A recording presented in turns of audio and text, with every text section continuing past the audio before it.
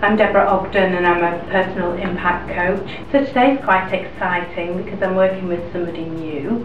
I'm going to be working with Mr. Michael Steer, that has become very high profile through the programme Education Yorkshire.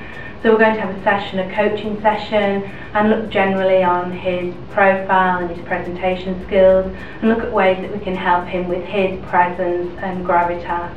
Because the thing is, however practice we get at it, we can always just get that a little bit better. So hoping we can find some really great tools and techniques that will help him with all his media and award ceremonies that he's going to. What is it that you enjoy about your role? What is it that, you know, drives you? What are your values? I think, with teaching, something like teaching is, every day is completely different in many ways. You always learning to manage and maximise your impact is a really powerful tool in business.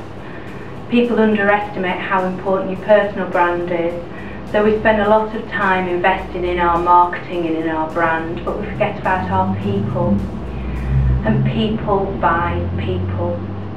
So it's important to be able to connect with people, to be able to communicate with them, to be able to lead them. And you tend to find that if people buy into you as a person, then they'll buy whatever product, whatever service, whatever idea that you're trying to sell to them. So I do this in different ways. I work with people on their first impressions, because your first impression is huge when it comes to impact. But then I look at people's visual impact, so how they show up, their presentation skills. I look at their non-verbal communication, their body language and their energy. And then we also look at gravitas and their executive presence, how they use their body language and their voice and their communication skills to communicate the right type of gravitas for the situation. It's the old story about, you know, somebody who could be a brilliant salesperson, but then they made the sales manager and they're not as good at that. And it's a different role that you're entering into, so perhaps it needs that little bit more gravitas, whereas the teaching role is that engagement, and it's when you're with the kids, and it's it's quite a unique thing to be able to sit down and sort of talk and have a talk that's focused on me. Because a lot of things I do within my role as a leader, as a deputy head, you are working with other people and helping other people. So I do a lot of coaching myself, but I don't often get coached. And I think that's and it's good to sort of have that conversation and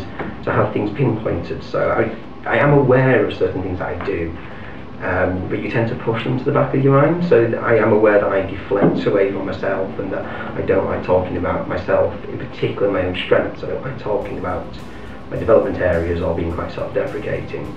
But it does help every now and then to have that reminder. It's like a little slap around the face with a fish, just to say, no, you don't do this. You need, if you're going to be a lead, if you're going to go into an interview, if you're going to go and sell yourself, you have to be able to talk about yourself.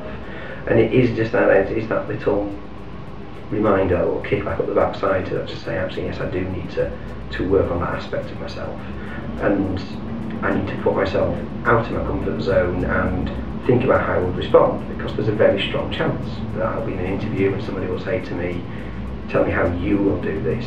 And if I then just go away and deflect that and talk about my philosophy and what I think should be happening in the school, they would very, very fairly and reasonably say to me, that's not answering the question. You just told us what you think should happen. We asked you how you would do it and what strength you could bring to it. So it is very useful to have that reminder, to be pulled up on that.